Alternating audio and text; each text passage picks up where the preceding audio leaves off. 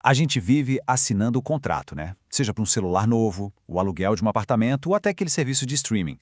Mas o que pouca gente para pensar é que por baixo de todas aquelas cláusulas existe uma estrutura, uma verdadeira arquitetura invisível que comanda tudo.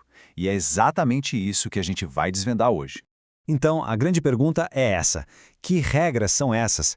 Que leis fundamentais, quase secretas, valem para qualquer acordo que a gente faça, não importa se é algo super simples ou um negócio mega complexo? Vamos ver que o Código Civil, na verdade, nos dá um mapa bem claro para isso. E olha só o nosso roteiro. A gente começa com o que eu gosto de chamar de a Constituição dos Contratos. Depois, vamos analisar os pilares que sustentam essa base, entender como a lei protege quem é mais vulnerável, quais são os limites da liberdade de contratar e, no final, a gente amarra tudo para enxergar essa arquitetura completa.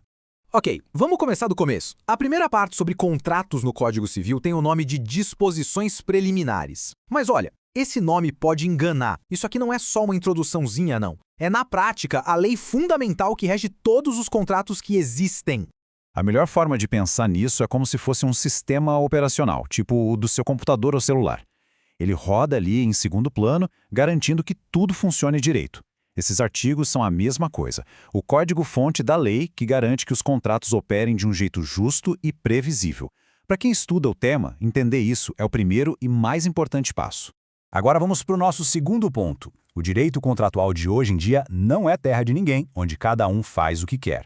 Pelo contrário, ele se apoia em alguns pilares bem sólidos que tentam criar um equilíbrio entre a liberdade de cada um e a responsabilidade com a sociedade. O primeiro pilar é a chamada função social. A ideia aqui é bem simples. Um contrato não é uma ilha. O que o artigo 421 quer dizer é que todo acordo entre duas pessoas, por mais privado que seja, acaba tendo um impacto na sociedade. Por isso, essa liberdade de contratar tem que respeitar o interesse de todo mundo. Em seguida, vem o que é basicamente a espinha dorsal ética de qualquer contrato: a probidade e a boa-fé. O artigo 422 é muito claro sobre isso. Não adianta só cumprir o que está escrito no papel. É preciso agir com honestidade, com lealdade, com transparência, do comecinho da negociação até o fim do contrato. É uma regra de conduta. E para equilibrar tudo isso, temos o princípio da intervenção mínima. A lei aqui reconhece que as pessoas têm autonomia.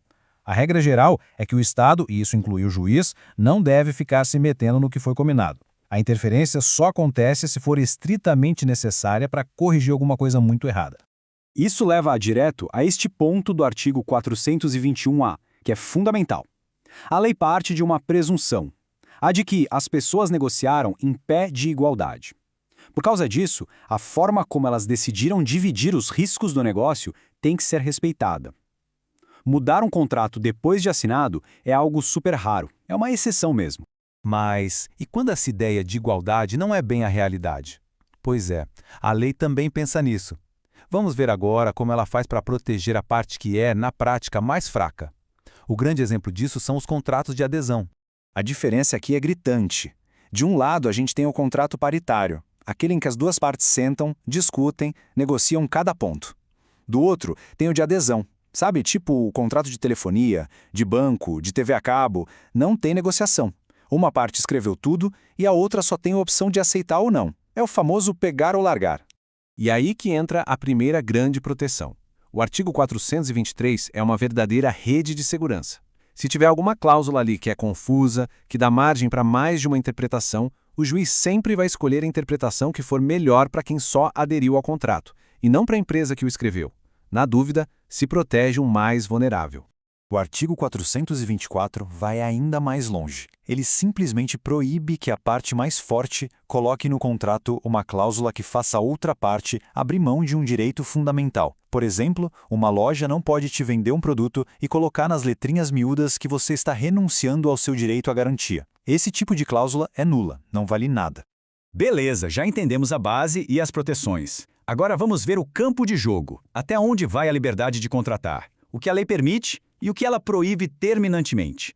A regra geral, segundo o artigo 425, é a liberdade total de criação. As pessoas não precisam ficar presas aos modelos de contrato que já existem na lei, como compra e venda ou aluguel.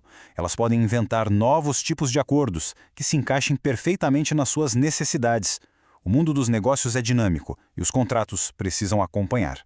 Só que essa liberdade não é infinita. E o artigo 426 dá um exemplo bem claro e até um pouco mórbido desse limite. A lei proíbe, com todas as letras, que se faça um contrato para negociar a herança de alguém que ainda está vivo. Esse é um assunto que a lei considera tão delicado que simplesmente o tira da mesa de negociação. E ponto final. Certo. Agora chegou a hora da gente juntar todas essas peças do quebra-cabeça. Vamos conectar todos os pontos e finalmente enxergar como eles formam um sistema completo. Essa tal de arquitetura invisível dos contratos.